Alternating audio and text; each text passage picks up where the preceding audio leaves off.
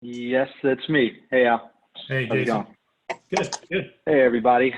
So, yeah, I'll give you guys a quick update. Last week ended with interest rates back near the all-time low. Rates on FHA loans also rebounded in a big way. I know April wasn't a great month, but, we're definitely seeing an increase in purchase applications. They've gone up for the last 4 weeks. As of last week, it was an 11% increase from the prior week. So, we're starting to see more and more people, start to venture out of their homes, which may or may not be too smart. That's up for debate. But, with the possibility of opening or things opening up right around the corner, all indications suggest that, we're going to have a very strong summer market. Interest rates on conventional loans are as low as 3% on a 30-year fixed. For FHA, as low as 2.75%. So, and we're expecting the rates to, maintain, around, that level for the next 2 months. And the big thing that happened last week is that the FHFA came out and said that, there was a little bit of risk or uncertainty because there wasn't anything which suggested that you needed to show financial hardship to apply for forbearance. And what they came out and said last week is that, that is going to come to an end in July. So July 1st, when payments are due, many people got a 2-month reprieve. If they can continue showing financial hardship, then they'll have up to 12 months of a reprieve. But if not, then they're going to have to begin making their payments again. And with that being said, that's a positive thing. That's been a positive thing for interest rates because the servicers will regain some of that liquidity. And that was, the main thing that was holding rates back. So again, with, things opening up around the corner, people starting to get out a little bit more, pent up demand, I think, we're going to have a really strong summer market with really low interest rates. Awesome. All right. If anyone has any questions, let me know. I can also leave my my contact info in the chat if you want to contact me directly. I know you guys have someone pretty exciting on today's meeting, so Yes. enjoy. And yeah, just let me know if you need anything. I mean, Linda is nothing compared to you, Jason, but hey, you're a guy. Is Linda on? There, Thanks, I see you. Hi, Linda. How are you? Good. How are you? Good, good. Thanks for joining us today. Pleasure. I'd love to just jump right into it. A couple quick things for those of you who don't know Linda. Linda is the #1 profit share earner at Keller Williams. She's also the host of my favorite real estate podcast. It's called Everything Life in Real Estate. Kat, can you put a link to their podcast in the chat so people can see it, or Kat or Reese, whoever can do that. And to give you an idea, Linda can talk about the podcast, why I think it's the best one. It's about 50% actionable tips on how to, do real estate, get deals done, how you should run your business, and about 50% kind of Tony Robbins motivational stuff. So you'll learn what to do, but it also helps with your mindset and get you in the right headspace every time that you listen to it. So I'm really excited about today. Linda is one of the most inspirational people that I know, and I'm really excited. So I just want to turn it over to Linda and get started. Thank you. Well, I appreciate that. And if you don't learn anything else in our podcast, you'll learn, good Lord, if those two girls can do it, anybody can, because we pretty much share our kind of our faults a little bit too, just so that everybody knows that we're all the same. We're all normal.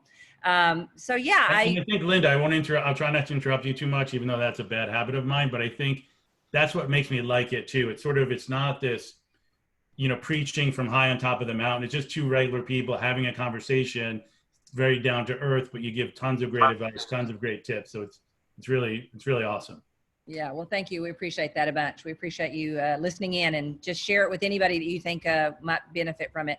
So I guess I'll kind of start a little bit. I don't know who on here has actually heard our story, who's not. If I had to say, what is the passion that drives me in the real estate industry? I'm going to say the word freedom. Helping people have a freedom lifestyle is probably the thing that gets me up in the morning, that I could talk about all day long, every day, that I never get tired of. And I'm so passionate about doing it in the real estate industry because the real estate industry changed my life. I mean, it really allowed me to have so much freedom and lifestyle that I could have never imagined. And so I want that for everybody else too. So hopefully I don't want it more than other people want it. But what I have learned is I will attract the people who also want it in their lives. And so, yeah, I was just on a call earlier for the Pennsylvania region. And one of the exercises that they did, I loved it. They actually went down and everybody talked about how has Keller Williams actually changed your life. And it was just very convicting for me to listen to all the people talk about the many ways that this company has changed their life, because it's changed mine massively also. But it also kind of convicted me that if it's changed my life and so many other people, why are we not taking advantage of our profit share system? Why are we not actually building relationships and giving other people the opportunity for this company to change their life also? So I guess I'll kind of start from the beginning. I got in the business in the late 80s, and I got into real estate because my husband, who was in the restaurant and nightclub business at the time, you know, I was kind of working part-time at his restaurants and nightclubs, making, you know, pretty good money waitressing, but I had never made more than minimum wage. Every job I worked at, either in the service industry, waitressing, food industry, I always made pretty much minimum wage plus tips. So I was trying to figure out, who am I? What can I do? What am I here to do? What are my strengths? What can I do? So he suggested I go back to college. And while I'm in the middle of college, he's running nightclubs. I'm helping him at night. All of a sudden, he starts acting really weird. In other words, he doesn't want to go to sleep at night. He's kind of nervous about things. And so he finally comes clean with me the fact that the economy had actually crashed in Texas. And when you're 23, I don't even think many of us know what the word economy means. I didn't. So I didn't know whether it was a good one or a bad one. I just knew something was not right, because he started, you know, being nervous, probably drinking a little bit more at our club than he normally did, and just really not wanting to go to bed at night because morning came so soon. And so when he came clean, what had happened was we had went to Dallas to try to make it big in the nightclub business. And when the economy crashed, we had to sell that business for about $600,000 less than what we owed against it. And so that immediately put us $600,000 upside down. And I'm a hard worker. I come from a family of hard workers. You know, in my family, if one job isn't enough, you get two. And so when he came to me and said, I need your help, I need you to go to work and help me climb out of this, I said, I don't know why. I've been married 38 years. I can probably count on one hand when I've looked at him and said, what do you think I should do? I'll just do exactly what you think I should do. Normally I have my own opinions about what I should do. And they don't usually entail him his opinion. But for whatever reason, when he said that to me, I looked at him and said, well, you know, I'm a hard worker. What do you think I should do? What can I do that could help you? Because so far, minimum wage jobs, I don't think are going to do it. And he said a mentor of his told him that if you want to make a lot of money, that real estate is the way to do it. Now, I've since learned that man was a developer in Dallas, Texas. And I don't think he meant go put your wife selling real estate. He meant develop real estate, buy real estate, sell real estate as an investment. But for whatever reason, you know how the story changes as it passes the hands. I'm so glad today that story got screwed up, because I found an industry that I fell in love with. I didn't do well in the beginning. I only made $3,000 gross. Jimmy said that was super gross, because it cost him 15 for me to make 3. So he said, Linda, we're not going the right direction if you keep doing this. But I knew if I could get someone to help me, if someone would teach me, how do you do this real estate? How do you find buyers? How do you find sellers? That I'm a hard enough worker, I would be able to make money at it. And so it was actually an affiliate who paid for me to go to a Mike Ferry seminar that changed everything for me. Because when I went to that seminar, I realized that the answers to anything you want in life is out there somewhere. And if you want those answers bad enough, you're going to find the people that will actually help you with those answers. And then when you get the answers, you need to do what they say. Don't just listen to them, but do what the heck they say. And so that was a huge turning point. I eventually turned my real estate career around, got it up to over 200 transactions a year, year after year. And then I kind of hit a ceiling, and that ceiling was just one of those where I just kept asking myself, is this it? I mean, is this all I'm ever going to do? When something gets boring or monotonous or rigid to me, I don't like it as well. And so 12 years into the business, 200 transactions over and over. I had given up buyers. I only worked with sellers. I got a little antsy about, I want a new challenge. I want something different, but I couldn't walk away because we were grossing about 800,000, which was a lot of money back then in real estate commissions. And so I met Gary Keller, and he explained the 7th level to me, that I could actually find someone, bring them into my business and turn my real estate practice over. And then I could go walk through other natural doors that try to open for us. And so because of that, we moved my brother-in-law from about an hour and a half away from us to where we were locally, put him in my business. And he's now ran it for over 20 plus years and allowed me to go do other things, which is open Keller Williams market centers, run a region for Keller Williams. And about probably 4 years after joining Keller Williams, I started thinking I should pay attention to maybe Keller Williams profit share. And the reason I decided to do that was because I had a really bad day in real estate. I had one of those where you've probably been there too. You go to your drawer, you pull out your resume, and you think, what, is there anything else in the world I can do besides this? There's got to be something else. And it was from pulling out that resume that I remembered, no, there's really not anything else that you can do and make much money. So because of that bad day, and because I felt stuck, and I don't like feeling stuck, freedom is super important to me, I actually decided I was going to make people help me understand Keller Williams profit share. So in about 1997, 1998, as I'm starting to transform my brother-in-law into running my business, I start really paying attention to what is profit share? How do you get it? How can I build a plan and treat it like a business and make a lot of money at it? And it was from that discovery, Gary challenged me to do a pro forma and treat it as if it was a standalone business opportunity. And from that exercise, I was really convicted that profit share is a huge opportunity. And then fast forward to now, to last year, we made about $1.4 million in Keller Williams profit share. The best part is there's so much joy when you change people's lives, and they literally, you impact their family and their generations by helping them discover if Keller Williams is a fit for them, that I really got on my bandwagon that says, look, guys, you're not going to want to do this forever. And even if you do love this enough that you want to do it for 30 years, you need, COVID-19 has taught us, we need options. We need freedom. You need things in your life that you're doing them because you want to, not because you absolutely don't have any other choice.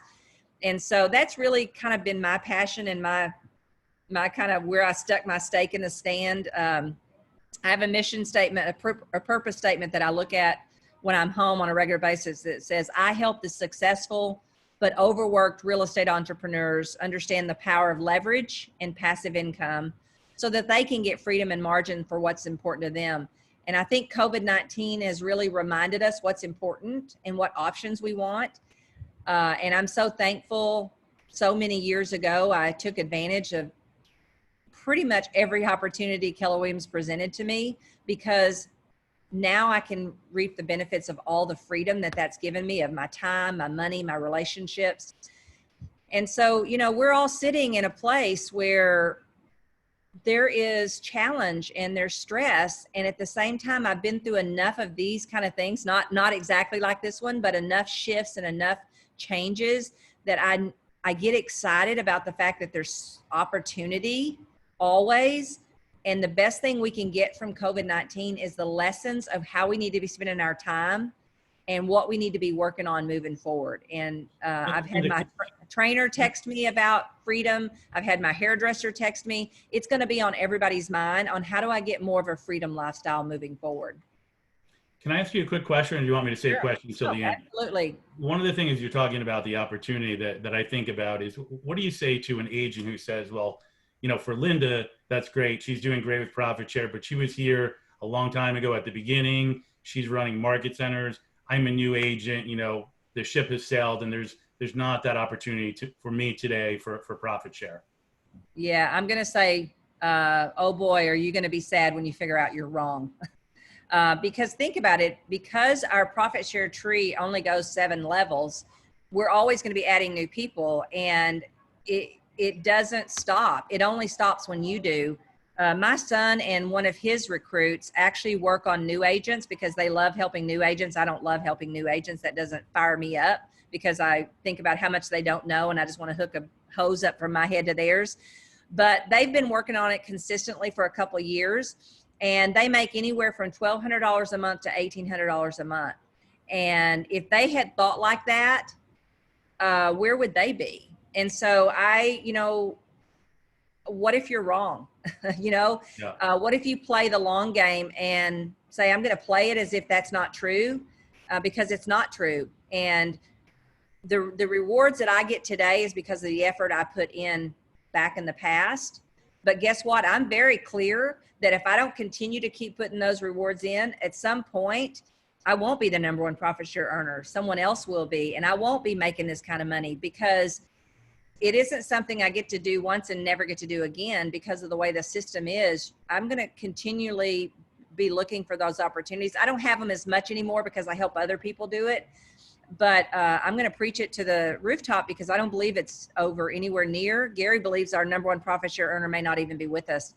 So be careful because your beliefs limit your opportunities. And one of my main passions is for you to understand is I have limiting beliefs just like you do. The only difference is I've learned I'm not going to let those beliefs hold me back from what it is I say I want. Well, I actually don't have any limiting beliefs, but for the other people on the Zoom, right? Exactly. Yeah. Okay. Well, you're the one person I met that doesn't have any, but the truth is we all have them, and you just have to decide, am I willing to let it hold me back from the life I say I want? And for me, freedom is super important. And the minute something feels restrictive or constraining, I'm going to get out of it. I'm going to find a way because I've done it enough now to know that all I have to do is figure out what is not rewarding either of my time or my money or my relationships. And then I'm going to start working my way out of that. And then I'm going to work my way to a better position with it. Got it. Awesome. Thank you for that. Yeah. So, I mean, I'm going to tell you real quick, the same formula that I use to build my profit share is exactly the same formula I use to build my real estate sales team to over 200 transactions. So if you've got it, I wasn't super great at school. I mean, I probably was a C+ student. A in PE is the only thing I can remember making an A in. However, I do remember that I think it was an algebra formula that looked like this. But the formula that I'm going to use for no matter wherever you send me to grow anything in the world, this is the formula I'm going to use because it's paid off so well for me with profit share and with building my real estate team. And that, if you can imagine the letter R, so think about the big letter R and then the plus sign. So it's relationship plus a big V, and that V stands for validity. And then another plus sign with another V, and that V stands for a value gap that someone has. And then if you put a line under that and you put the letter T, that T stands for time. So what that means is whatever I want to build in life, I need to figure out, who do I want to be a hero to? What's the relationships I need to build to do that I would enjoy building, that would give me energy, not suck my energy. And I'm going to pick those relationships. And then I'm going to use my validity to build those relationships deep enough that these people trust me and they open up to me. So here's the thing I say about validity. Everybody has it and nobody thinks they do. But you use your validity every day. If you help another fellow realtor because of knowledge that you've had or failures you've had or experiences you've had, that's validity. If you use Keller Williams books or training or manuals that you've gone to and use the classes, that's validity. If you use other KW people's story, if you use your leadership team, those are all things that create validity for you. So everybody has validity and nobody thinks they do. But without validity, those people that you want to be in relationship with, they won't allow you in because you're not valid to them. So every relationship we have in life needs us to grow our validity so that we can enrich that relationship, right? And then the last V is my favorite quote in the world, is one by Zig Ziglar. And it says, the way you get what you want in life is just to help enough other people get what it is they want. And here's the key words with that. What they want. We have to stop assuming that we know what people want, and we have to get really good at asking. And when you get good at asking, then it's real easy to figure out What are the things I'm going to use to drop into that person's value gap to raise my validity with them and help them self-discover that being in business with me or a relationship with KW is the thing they need to do to get what it is they want. And so, and then the T is just for time. I can't move someone's timeline up. I wish I could because I'm a very impatient person. But the truth is, people come on their timing, not when I think they should. And so once we kind of understand that, and we know that we're not good enough to make a seller sell, a buyer buy, or an agent join, we can kind of relax and quit waiting for those magic scripts or, you know, the magic words. We could just learn to go pick people to build relationships, use our validity to get that relationship going and to build it deeper, and then figure out what tools and things we have that we can drop into their value gap. And I said we're not good enough to make people buy or sell or join, but what we can do is help them self-discover. And the 3 best ways to help someone else self-discover is stories, questions, and experience. Experientially is the best. So if I can get someone to experience what KW is like, I have a better chance that if it's going to be a fit for them that they'll join than if I just try to tell them.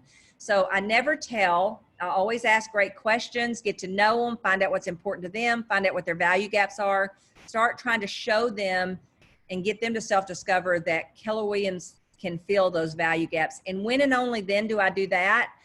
Do I build my real estate business or do I build my profit share? Because people, they just care about what's in it for them. And so I just need to ask great questions, figure out what their value gaps are, drop things in them, try to get them to experientially experience Keller Williams as much as possible, and then give it enough time until they eventually join Keller Williams. Does that make sense? Absolutely. And so I think we make it harder than it really is. And I think, you know, we have to ask ourselves, well, how do I get into a conversation with another agent or anyone that you want to start a relationship with? And my 2 favorite ways are a compliment that has to be genuine and true. I won't make up stuff because everybody loves compliments and nobody ever gets enough of them. And nobody ever minds another one, right?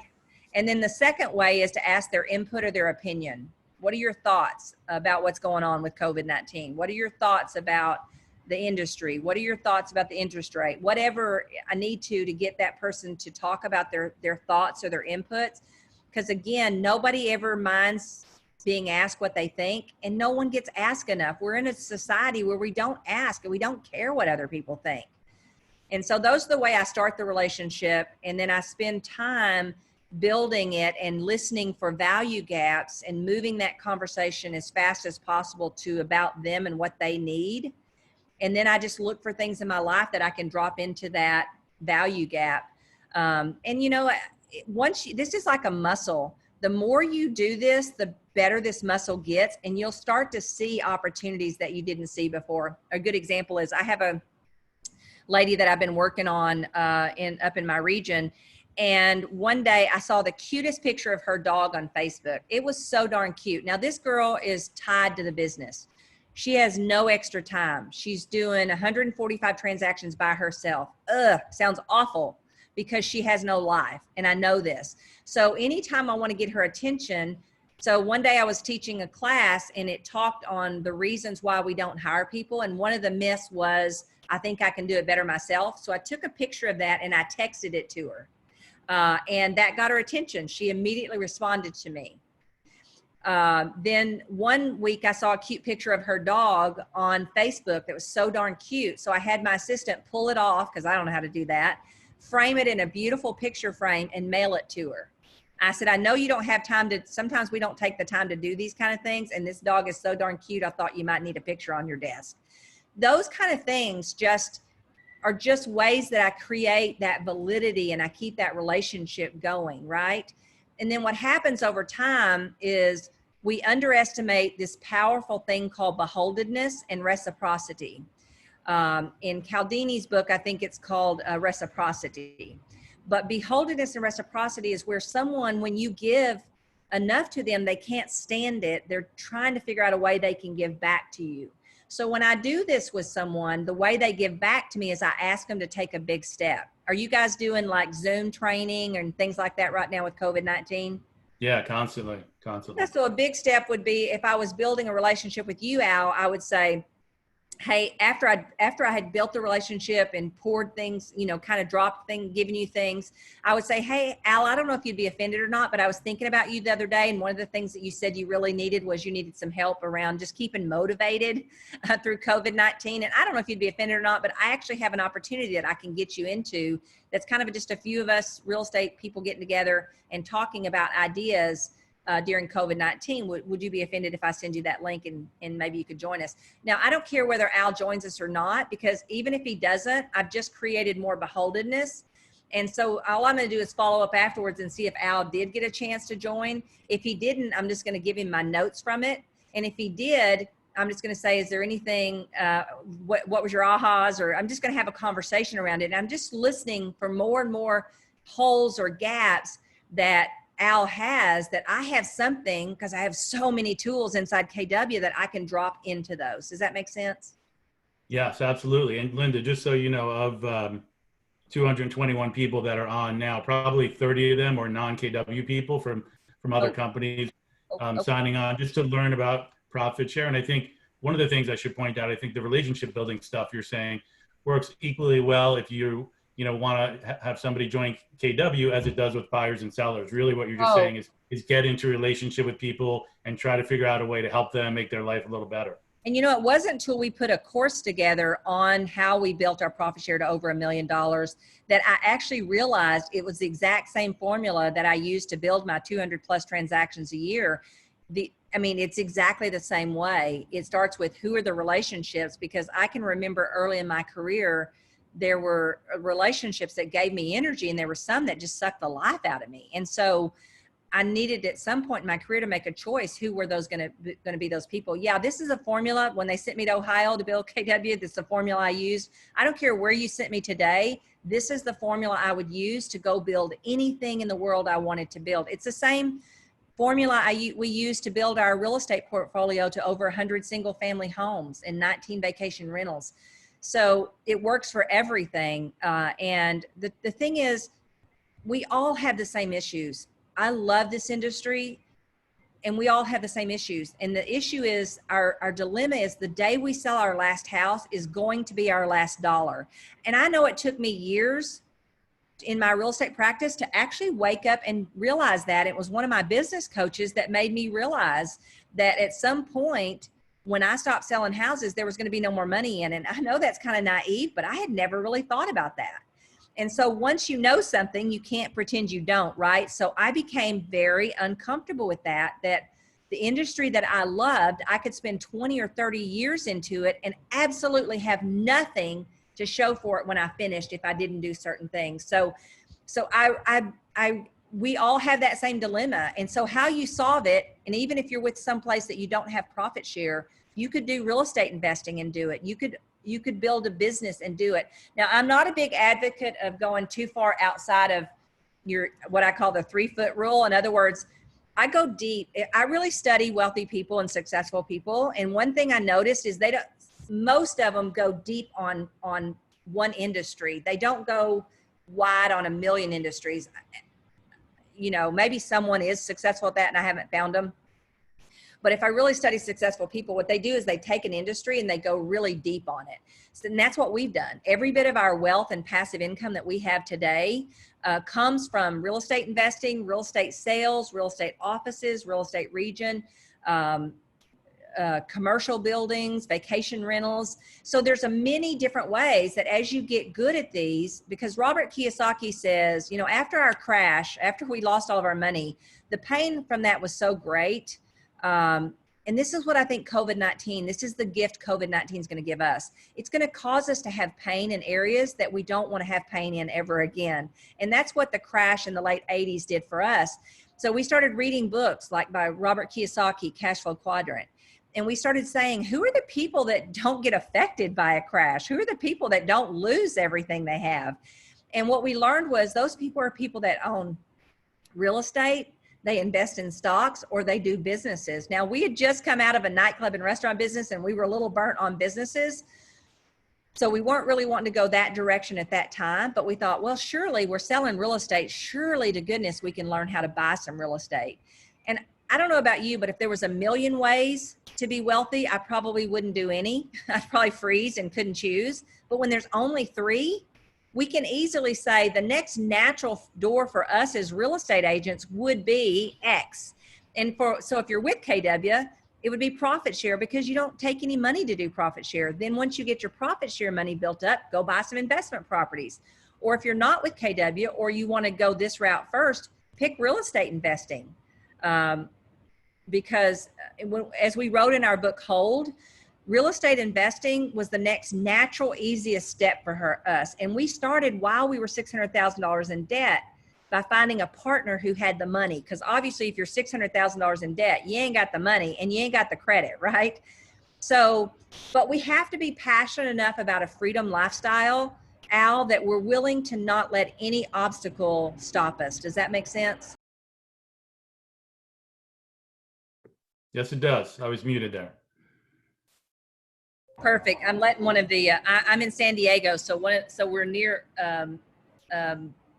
naval bases and Air Force bases, so we'll have a plane go by ever so often. But yeah, so I would love to answer questions, and I think someone just wrote one that, how do you build a relationship with someone that you don't have a past relationship with?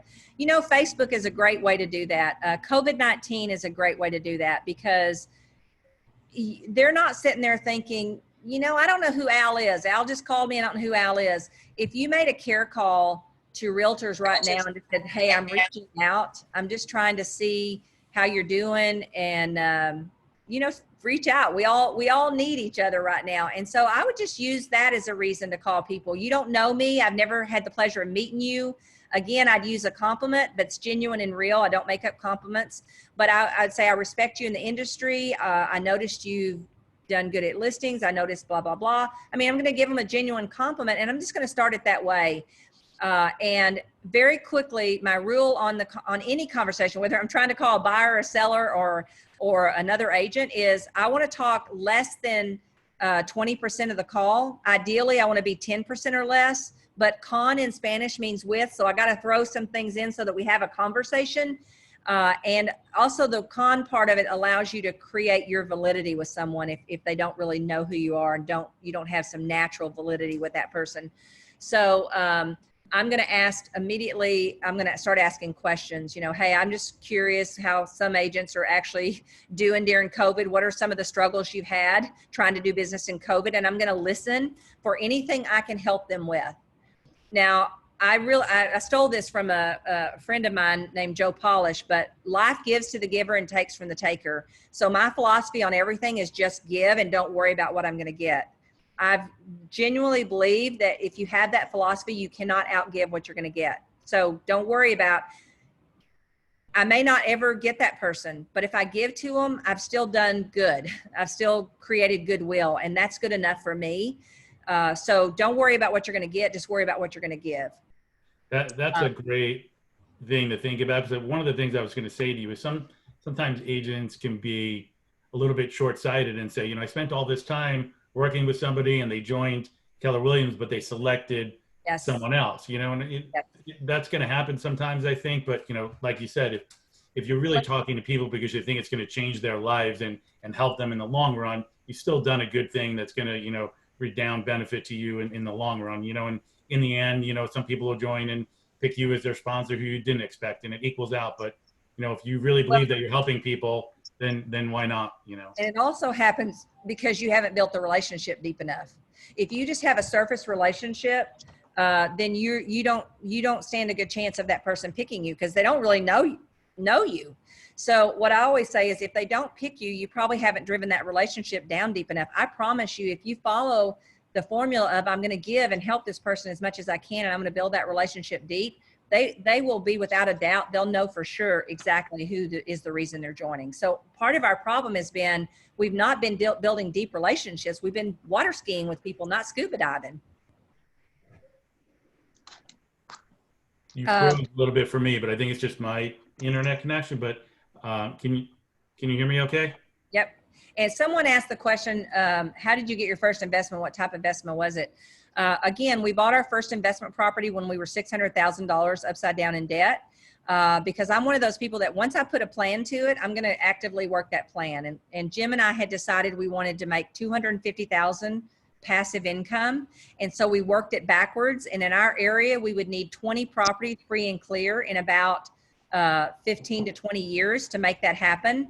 And we picked that time frame because my husband was already 40 when we started, and we wanted to have that money by the time he was 60. So I went out and found a property almost instantly. It's almost like the minute you tell the world that you're going to do it, the good Lord or whoever brings it right to your visual where you can see it. I don't believe the world is lack of opportunities. I believe we're the people not ready to see the opportunities. So once I was ready to see the opportunity, it showed right up immediately. But then I had a big problem when I went home to tell Jim about it. And the big problem was, he said, Linda, how are we going to buy this property? We have no money and we cannot go to the banks right now. And so I went to sleep that night. I don't know about you, but I solve a lot of problems while I'm sleeping. I wake up with the answer. And sure enough, I woke up the next morning and I said, I'm going to go to my builder friend, Lou, because he knows me. I know him. He trusts me. I trust him. And I'm going to ask him if he'll partner with me. Sure enough, I went to Lou and said, Lou, I got a great opportunity. We can make about $15,000 on it. If you'll do the fixing up, we'll pay you. I'll throw in my commission and we'll split the profits. That's exactly what we did. That was before we had the formula of hold. We were just going to do whatever. So we flipped that one. And almost to the day that we flipped it, an agent in my office, back then we had foreclosures called RTC properties, and that was from savings and loans. And she called me and said, hey, there's a kind of a rundown property over by the university, and they're asking $15,000 for it. So I took Lou and said, Lou, let's don't spend the money. Let's go look at the property. We looked at the property and he said, oh my goodness, I think I can turn this into a fourplex and we can do really well with it. So we bought that property and then we wound up going on and buying another property later. We still, and when we eventually split up our partnership, I let him pick because without him, we wouldn't have been where we were. So I just said, you pick. We got two properties. You pick the one you want. We'll take the other one. So he took the second property that we held. And the first one is one that's paid off free and clear now. That brings us about $2,200 a month passively because it's free and clear. Guess what? Jim's Social Security, when they sent him a letter to tell him how much he could get if he took his Social Security early, it was only like $1,400. So one house paid more than his 40 years of working that he was going to get from the government. So we bought it before we could afford it, before we had the credit. And so I'm just telling you, when you make this decision that freedom is going to be your lifestyle and you're going to focus on more and more ways to get freedom of the things that are important to you, you will find the solutions. The solutions are there. They always are. That's awesome. Hey, Kat, can you, I want to say I've read Hold. It's a great book. And the great thing about it is it's very simple to understand. So Kat, can you put a link to that in the chat? Yes, I'll look it up right now. Someone asked, how did I split the profit with the builder? He got the money together for it and we just split the profit. So we were in 50-50. Neither one of us spent more than the other and neither one of us got more than the other. We did it 50-50.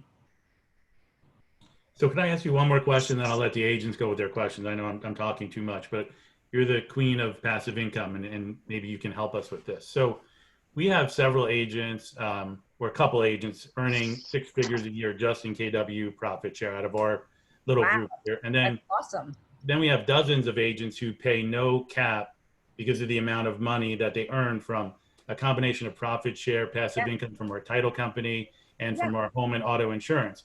It's very easy to get agents like to attend training and, and be learning based and do what we coach them to do when it's related to selling real estate.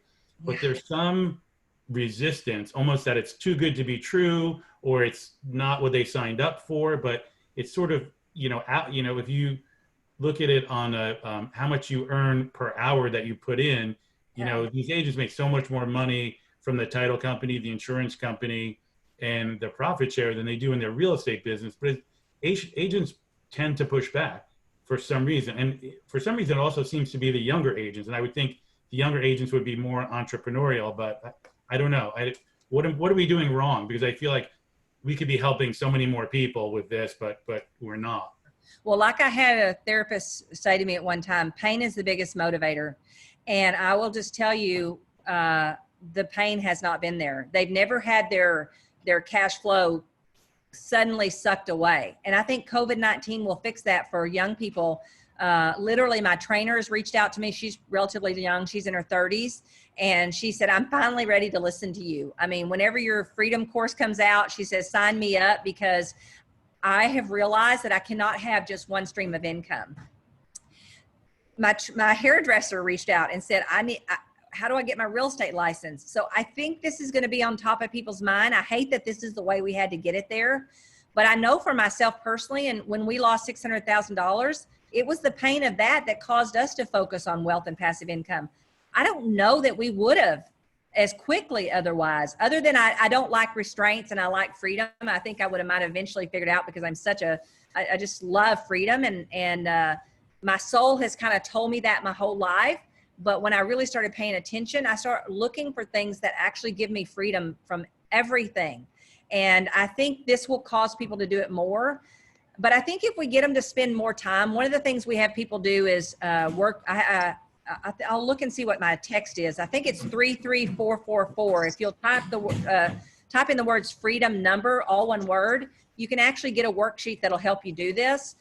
But I think we don't live in the future enough. In other words, we don't say, okay, in 20 years, how much money would I need coming in so that I'm working because I want to, not because I have to? And then also asking ourselves, what are some of life's unexpecteds? A big one for us was, I don't even remember what year it was now. I want to say 2000, it's about 7 years ago. Our son-in-law at 29 years old, got lung cancer. So for 10 and a half months, he battled for his life. And so as parents, we wanted to be there. I mean, as for our daughter and our granddaughter and our son-in-law. And had we not had wealth and passive income coming in and businesses that could run without us, it would have been so miserable to have to be stuck at home. Instead, other than 3 weeks out of those 10 and a half months, we actually were living in his parents' home or in the home next door, trying to be there with our kids and our family. And I'm going to tell you, that was priceless, because when he passed away, there were no regrets about where we needed to be or what we needed to be doing. And if you don't have freedom, you can't do those things. And life, like Gary Keller says, if you live long enough, you're going to experience everything. And you want to be prepared for those life's unexpecteds. So I would say, one, do exercises where you play out, what would you do if you were free? What would the things you would afford yourself?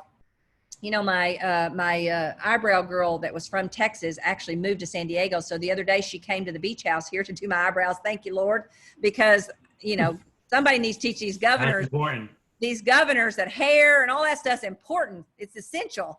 And, but anyway, she came and she was asking me questions, like, did you start out with money? No, we were poor. We were on welfare. My parents were alcoholics. Jimmy's father was an alcoholic. No, we didn't start with those things. We just started with dreams.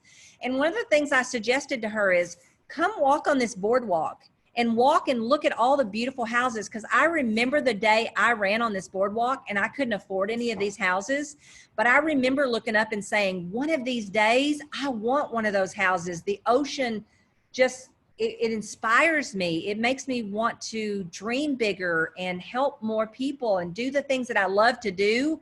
But I'm going to be honest, before I got here almost a week ago, I was feeling down. I was feeling like there were no opportunities, and I'm an opportunity magnet. I look for opportunities. But over time, if you just stay stuck and you don't change things up and you don't look for those inspiring things, all of us can get in a rut. So when I got here and I looked at the ocean for less than an hour, I'm dreaming big again. I'm inspired to help other people dream big again. But I said to her, walk on this beach. And if a beach house is something that's important to you, imagine you having that someday. And I know that sounds crazy, but we have grandchildren, and I'm going to tell you something, to have a beach house that we can bring them to that's right on the ocean and spend quality time with them, that's priceless. And it may not be a beach house for you. It may be just taking them on world experiences and trips. it may be that. It's got to be something, because those are the things that are going to keep you inspired to do the hard stuff, because this is hard stuff. It's not instant gratification stuff.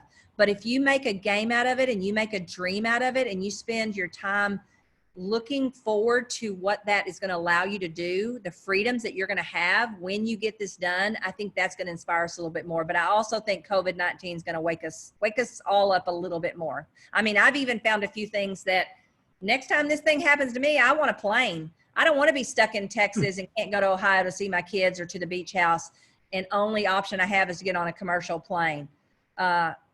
And I've just decided I don't know what that plan looks like or how I'm going to get there, but I know I'm going to get there, because I don't want restraints of not being able to change my environment during quarantine. I want to be quarantined somewhere pretty and inspiring and fun, and the ocean happens to be that for me. So I think those are the kind of things, Al, that if we do more of them, we'll stay inspired to do those harder things, those more long-term things.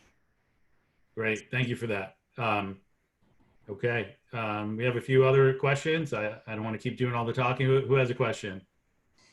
I'm going to share a shout out real quick from Amy, if I can, that she put. She said, after I read your story a number of years ago, I was reading bits and pieces to my husband. We already owned an investment property down the shore. Shortly after reading your story, we bought our second investment property, which brings in great profit for us. Thank you for your story and inspiration. Looking forward to meeting you and telling you the success and more properties brought. See, that brings joy to me. If I had to say what fills me up, that's the kind of things that fill me up, because it doesn't take much, but it just takes somebody being inspired by the story and taking the action to do it. And my passion is not the people that just want to dream about it, to be honest with you, Al. I always say, we have close to us in Waco, Texas, we have, what's the couple that everybody loves? They're the Magnolia people. Joanna. Yeah. I love going there, and we take big buses of our people from Ohio when we're in Austin, and we've gone and done the tour. I love that. But to be honest with you, I have a passion for saying, let me just don't help you dream about it. Let me show you exactly how to do it. Let me give you some hands-on, so our dream is to have a place on our ranch in Texas that you physically come there and you get hands-on training of how to go implement this in your life. I don't want the dreamers that just want to dream about what Chip and Joanna have done. I want people who want to be Chip and Joanna, because those are the people that inspire me, because I know if we can do it, anybody in the world can do this. We're real simple people. We don't invent or create, we copy, we steal, we use everything we can from KW that they already have given to us. And that we just use the tools we already have. I don't spend a lot of time figuring anything else out, because we're just simple, ordinary people. And that's why we know if we can do it, anybody on this call who really desires to do it can do it also. Awesome. And I've already got Karen's going to come when we put this together. See, I put it out there because it's going to make me be accountable. So Karen, I'm going to put you on the list. All right. All right. Do we have any more questions in the chat? I know I have a million questions, but I'd like to hear somebody else. Resham, did you have a question? Linda, I just love your energy. As a team leader, I'm always asking my agents that I'm committed to helping them grow their downline. And I get a lot of objections and sometimes silence treatment, like they don't pick up my phones or whatever. And, the way you put it today was, hey, listen, this company changed my life. And I want everybody who are not in KW to have that feeling. And I love that you said that. And I'm going to definitely, I put that in the chat too, that I hope I can get that today. Yeah, I bet you everyone that's on this call that's with KW could tell you the story and how grateful they are that someone introduced them to it. And yet we're still not thinking about that when we have an opportunity. And we have to be careful. And I always say this, don't ever confuse my passion for selling, because I'm not good enough to sell this. I'm only good enough to help people self-discover that it might be what they need to fulfill their dreams and their desires also. And that's the only thing I'm inspired to do. I can't make someone join. I don't want to make someone join. It looks like I never made a seller sell or a buyer buy. I just found a way to find out what those people needed and help them self-discover I was the one that can help them do it. And that really is what it is. We have to be careful because sometimes we get so passionate, we sound like a bunch of crazy people. And I can see why people would do this and run away from us. But if I make it only about whoever, the buyer or the seller or the agent, and I really just wake up and say, how can I help this person? Because I'm going to tell you, I feel like even more than ever, we're losing connection. And we, as humans, we need connection, and we all need someone to care about where we're going, how we're going to get there, how can they help us get there. And I think this chasm is only going to get bigger. And so we got to step into it. And some of those people we're going to be able to help, and some of them we're not. And I can't be attached to that, but we got to connect to them, to their why. What are they connected to? Because everybody's connected to something different, and we're only going to be motivated by what we're motivated by, right? And so for me, I have to stay tapped into what motivates me. You know, honestly, one of the things that motivated me early on to build wealth is I don't want to be dependent on my kids or anybody. My husband and I both have buried every one of our family members. Not a single one of them had the money to bury themselves. So I don't want to be that person. I want to be that person when I get to the end of my life. If I need health care, I got enough money, a nurse is going to come in and they're going to take care of us. I'm not going someplace.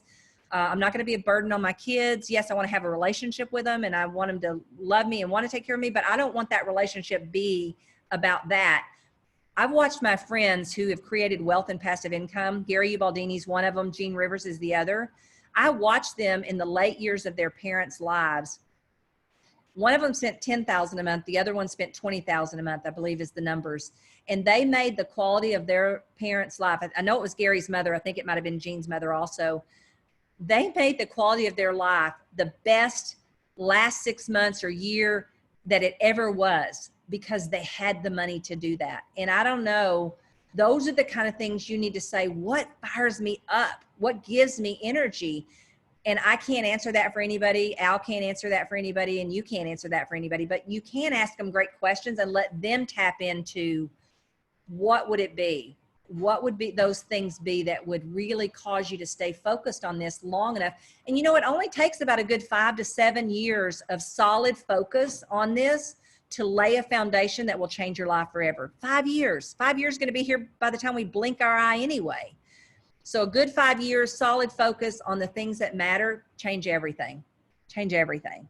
Not 20 years. 20 years it may take for the full benefits to come. Like right now, you know, most of our properties are getting paid off. And it's interesting because we were worried with COVID-19, we'd have a bunch of people not be able to pay. We had 4 people that lost their jobs. All 4 went out and got another job. And that's out of, we were down to about right at probably 90 properties. That's pretty darn good, right? Yeah. Most of those are actually being paid off. So we have our backup plans to our backup plans. So you just kind of have to think like this for a good solid 5-year focus. And then the rest will kind of build on itself and build its own momentum. I love how you use the example of the Ubaldini's and Gene Rivers in that, you know, when you sit down with some people, sometimes they say, I'm good. You know, I don't need the extra money. I'm doing fine. But I think one of the things I always say is you really never know what's going to be down the road. You never know if you're going to need to take care of your parents, or wouldn't it be nice if your brother, COVID-19. Yeah. Or you had a brother who was ill and he couldn't, you know, pay for the top care, but you could give him the money for that. There's so many things. It could be, you know, your own health scare, but wouldn't it be nice to know that you have that money coming in without even having to actively work? Because you never know what life's going to throw you. No, you don't. And those are the things that are honestly priceless, that you can't put a price on when you are able to do it, and you don't even have to blink an eye about doing it. That's when it really gets, the joy becomes immense, because you had no idea you were ever going to be in a position to do that. Someone asked, did you focus on growing your profit share locally or national level? How did you develop ways to target the associates to pour into? You know, I do mine based on what relationships do I already have. I had quite a few already on a national level. And so I started a lot there, but I also had some on a local level. So I would just say, what's the easiest? Don't try to do the hardest right now. I want you to build this as a muscle. And when you build this as a muscle, then you can take it and go. It's kind of like investing in real estate. Don't invest 500 miles away when you can invest 25 miles away. You know, do the ink blot thing like Walmart did. Start locally and then spread out. So easiest for me at the time was a little bit of both. Locally, I had some influence because I'm always been a person that will help other people. I've always, like, if I went to a seminar, I'd come back and say, let me teach the office meeting. I got some great stuff. And I was always trying to help people. That was just natural tendency that I had. So I used whatever I already had relationships, who had I already kind of built validity with, and I started there. So just start, you know, it doesn't matter where you start. It's kind of like the elephant, one bite at a time, doesn't matter where you start. And I think your answer there comes back to my question before about, you know, people that say, well, I put a lot of effort in and someone didn't pick me as their sponsor. I think people can sense, even if two people put in the exact same amount of time, if one is coming from contribution and they feel like you're there generally trying to help them improve their life, and that's why you want them to join. But, you know, if they don't join, you're still going to be friends. You're just trying to help them. Whereas somebody else has, you know, it's sort of like the recruiting version of commission breath, where you seem to want them to join because you're going to get something out of it.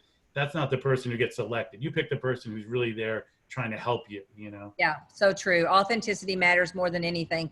And the thing is, some are even going to say, well, gosh, profit share is going to go down because of COVID-19. So what? I'm in it for the long haul. It's gone up, it's gone down. Overall, it's mostly gone up. I'm not going to be attached to those things because those kind of things get me off focus of what I know is important and works. So somebody asked me one time, do you pay attention who used to be in your profit share tree and they're not? I'm like, no, I don't. I mean, we've only recruited 33 people between my husband and self front line.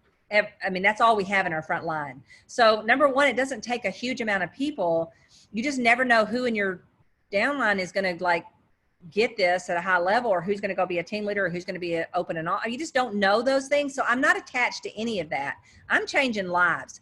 I say I did thousands and thousands of real estate transactions, doing 200 transactions a year over time. I did a massive amount.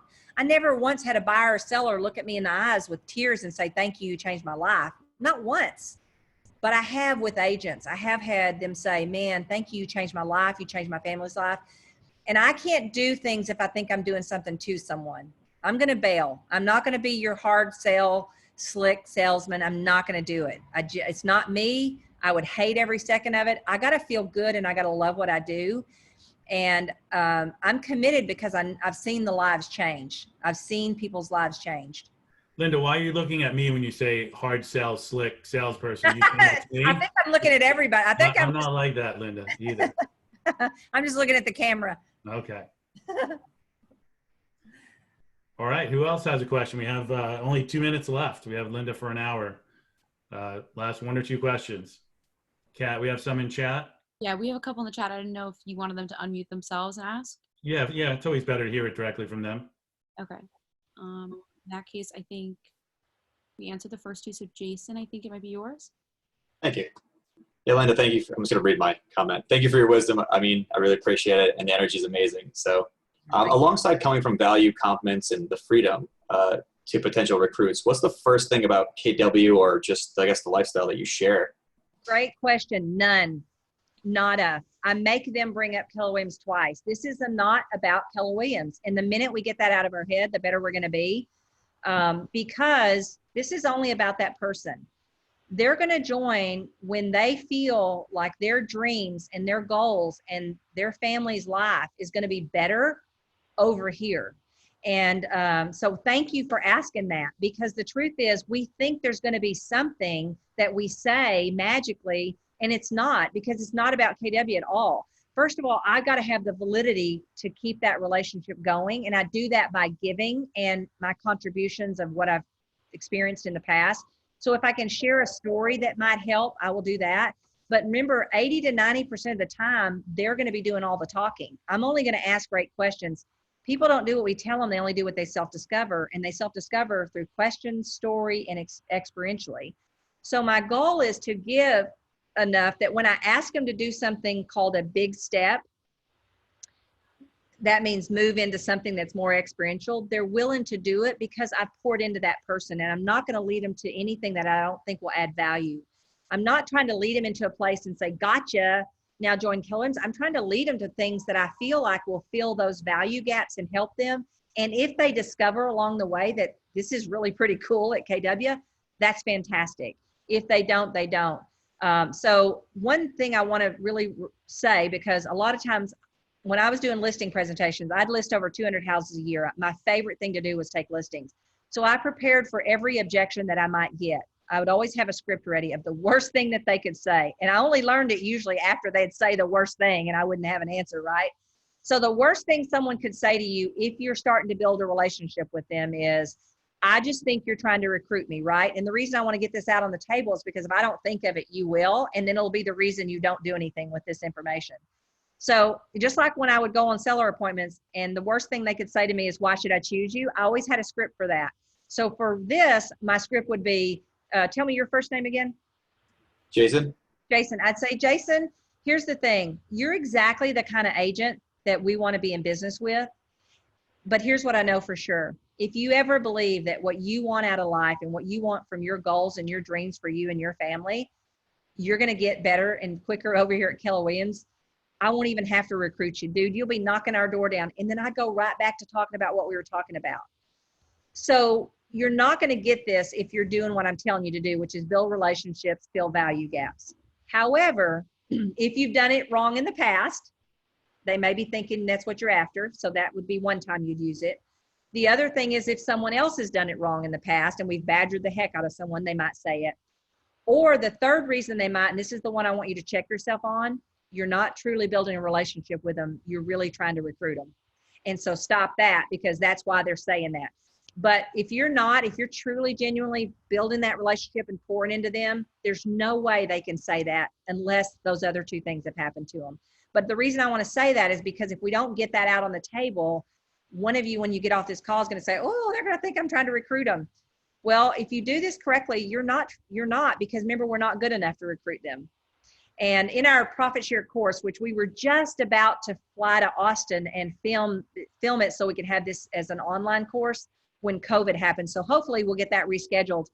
But in there, one of the things that I talk to people about is the ways we're doing it wrong and the things we're doing. So one of my favorite stories is my own big lesson I got by pre-deciding that someone wouldn't join Keller Williams. And in my mind, I've known this girl for 30 years. There is no person that would have been better for KW than her, because she lives her life exactly like our culture. And yet, because I knew she had owned a RE/MAX office and hated it, I never asked her to join Keller Williams.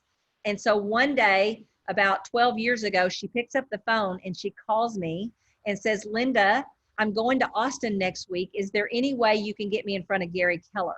And I thought, oh my gosh, Terry Moyler is going to Austin. And I said, oh my gosh, Terry, I'm not only going to get you in front of Gary, I'm going to get you in front of Mark, Mary, and Mo, because this is how powerful this woman is. I knew our company would be better when she joined. Now here, I vacation with this girl. She comes to our beach house because she's on the other side of LA. We spend time with them. And every time I see her, guess what I have to remember? I pre-decided that she would not join Keller Williams. She did join. She built one of the largest offices and most profitable offices in California, and not in my downline. Now, I still love her and I still hang out with her, but I hate that I have to think about that every time I see her. It's so painful. So we have to be careful and not pre-decide. And, you know, when you're picking your relationships, who do you love to help already? See, I love to help mega agents who are struggling with leverage and passive income, and they've started to ask themselves, is this it? I love those people. I could do it all day long. I don't worry about how much I'm getting paid or if it's time to eat. But who are the people you love helping? Who already comes to you in the real estate office that you're in? And what do they come to you for? You can go find those people in the real estate industry and just do what you're already doing inside KW, but just do it for people outside. And that was kind of a long way around to your answer to your question. It was great. Thank you so much. Yeah, that was a great answer. Linda, I wrote down your formula of the R plus V over T. Can you explain the value gap part again? The value gap is everybody has a value gap. Everybody has something. It's kind of like if you think about it like a chasm. Everybody's on one side trying to get to the other. And that chasm in the middle is that value gap that people have. And so the greatest example of this I can give is we have to be careful, because in Keller Williams, we tend to want to decide what your value gap is. And like Zig Ziglar says, the way you get what you want in life is help enough other people get what they want. Well, key words, what do they want? Not what do I think they want? What do I assume they want? What I think they should want? What do they want? And the only way I'm going to know that is to get to know them and ask them great questions. And so my story behind that is when I joined Keller Williams, I was the #1 agent in my city. And if you had been trying to recruit me, you would have probably tried to sell me on the idea that I would save $80,000 the day I joined Keller Williams. And that would have been a horrible mistake on your part, because that was not my greatest value gap at that time. My greatest value gap, my greatest chasm was I was with a company that I was trying to build a big brand, and they kept fighting me on it. They wanted to be the brand. So all you would have had to do is help me self-discover that Keller Williams wants you to be the brand, and their role is just to support you being the brand. That was my biggest value gap that I couldn't get over. That would have been really more of what was more important to me at that time. Now, don't get me wrong, I loved saving the 80,000, but that would have been, you would have made a big mistake. So don't pre-decide we know what someone's value gap is. Get to know them and listen for what their value gaps are. So great question. I want to respect your time. It's 4:06. You have time for one or two more? Real quick? Yep. Kat? Yeah, sorry, I was just trying to find the next one. I think then the next question came from Facile. I see one from John. I'll answer real quick. How do you navigate the shift in planning from looking at real estate from an agent perspective to a business person? I think when you talk about navigating the shift, number one, you just increase everything. In other words, your natural tendency is going to be not to lead generate, and what you should do is double down on the lead generation, but you're going to do it differently. You're going to do it with people you know, and you're going to go in and give. You're not going to go in and ask. You're going to call people and care and ask, how can you help them? And don't worry about what you're going to get from it. So kind of same formula on the other, just more of it. Your natural tendency in a shift is to pull back. The rest of the world is selling, you want to buy. The rest of the world's buying, you want to sell. You just kind of always do the reverse. And you have to, that's what business people do. And they always look for the opportunity. So, and you know what? The shift is more of a head game than anything. Figure out a way to get your head in the right spot. For me, it's go take a run. For me, it's come to the ocean and look at the ocean. For me, it's reach out to a mentor or a relationship that pulls me up, that gives me energy. You know yourself well enough to know what do you need to do to keep your mind in the right spot. But that's what all shifts requires, your mind to be in the right spot and you to double down on the activities that you either didn't have to do when it wasn't like this, or you have never had to do because you got into this market when it was great and you don't know anything else. Go back and ask people who've lived through a shift, what did they do and what would you do? What are they doing now, and do those things. All right, last question. Kat? Well, this question said, I'm curious, how do you build a relationship with a Kappa or mega agent if your production is not at their level? What are they looking for when looking into KW? That's a great question. So first of all, when you're building this muscle, don't go, if you're at 5 million, don't go to 20 million right now. Just don't do it. Go right above and right below and right at your production. And the reason I say that is because you want to get good at this before you ever try something like that. So what I would say is, see, people say, well, why do I go above my production? Because you have more tools than they have. If I'm doing 5 million and somebody else is doing about 8, but I've got more tools, I still can create validity with them because I've got tools that they're not getting access to, because where they're at, they ain't helping. Nobody's helping them, right? They're just having to figure it out on their own. So in the beginning, start at, below, and right above your production. And then later, as you grow, you can grow that. And it's not that I don't believe you cannot recruit someone way above your production. You're really going to have to learn and practice validity. And that's probably going to have to be an advanced course, I would think. But so don't start there. Start right at, below, or above, and then get this muscle going and get the understanding of what validity. You got to understand them well enough to know. See, and we talk about this in our course too. We give you, based on their production, kind of what we know might be some starting points to ask questions around just what our experience has been. Is when you're at this level of production, your main thing you're interested in is X. So we use that a little bit as a gauge, but only to gauge what starting questions we ask. Really, the rest is going to be up to them on what they answer and what they say. So if they gave you something that was their value gap that you have no idea how to help them, that's when you would run into trouble. So start lower, right at or above or around your production. And you know what? Also use it selfishly. If your thing you need to do more is hire more people, then find people that also need to hire people, because it's going to force you to get good so that you can add validity to them for doing it, or accountability. I believe this could be great accountability, because if you said to someone as a bigger step, if I said to Jason, I was trying to recruit him, I'd say, Jason, one of the things you said was that you really needed help with was lead generation. I don't know if you'd be offended or not, but I'm going to lead generate Monday, 9 to 11, for my accountability, be good for me. I'd love for you to come join me and shadow me while I do that. And by the way, when I get through, I'll share some of my best scripts with you. That's asking Jason to do a bigger step, but I'm also getting some accountability, because am I going to be great while Jason is watching me lead generate? Oh yeah, I'm going to be a whole lot better than the day before when nobody watched me. So you can use this to your advantage too, but remember, you got to really be able to add value into that value gap. So kind of keep that in mind when you're picking your people. All right, great. Well, thanks for going over 11 minutes with us. We know your time is very valuable. Everybody on the call, I want to let you know that I reached out to Linda, and she immediately said yes to being on this call. She could, be charging for her time. She's doing this sort of, free, just to, because basically what she was talking about earlier today, she just loves to help people. So, I asked, how we can return the favor. Linda didn't answer me how we can, but I think one way we could do it is, tune into her excellent podcast. You definitely won't regret it. It's really the best real estate podcast out there. It's called Everything Life in Real Estate. So please check that out. Linda, any parting comments or anything we should know? If I can do this, anybody can. And I saw real quick one Alyssa, I think, ask a question of when do I turn someone over to a team leader? If they're new, they got to go pretty quick because they got a lot of pain.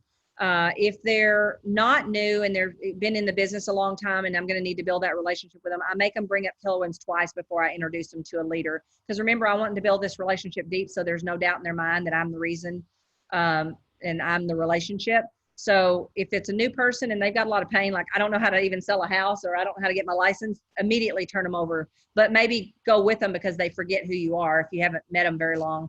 Or maybe, make sure your team leader is real aware that, who you are and stuff. But otherwise, wait till they bring up KW twice. And when they start asking me questions like, what would this cost me and all the stuff that I don't really want to have to learn with every market center or whatever, then I'm going to call and say, hey, let me get somebody that, and I'd like to learn too. So I might sit in on the meeting with you or sit in on the Zoom with you. I'd like to learn some of this stuff too. So let me get the expert that knows how to help you with that. So, but I would just say, you know what, man, freedom lifestyle, it to me is something we're all going to never regret we created. And I would just encourage you to let COVID-19 be the catapult that catapults you into at least deciding that multiple streams of income is going to be your minimum standard moving forward. And that you're going to pay attention to what are the ways that you would like more freedom in your life. And you're going to get active about figuring out how to get those. Awesome. Well, again, thanks again, Linda. Thanks everybody who joined us today. Really appreciate it. And did you say you have an online course that you're working on it, or it's not done yet? We're working on it. My son is fabulous at this. We did create a profit share course that we're going to roll out through MAPS. It's going to be an online one because we did it as group coaching. But to be honest with you, 6 weeks is not enough. You got to be able to go back to the material after you master pieces of it.